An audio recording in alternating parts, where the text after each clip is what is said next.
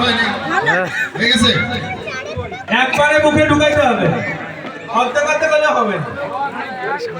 ওদের মতো খাইলে হবে না তাহলে তো সব খাই ফেলাবে আমাদের আরে আমাদের অল্প তো শেষ হয়ে গেলে কই পাবে আবার ফুচকাওয়ালাকে ডাকতে হবে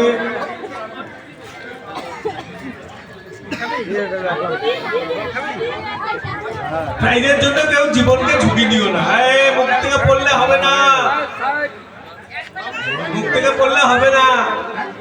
বাড়ি গিয়া খাইলে হবে না মুখের মধ্যে রাখিয়ে দিলে এই রাম এই দাঁড়ান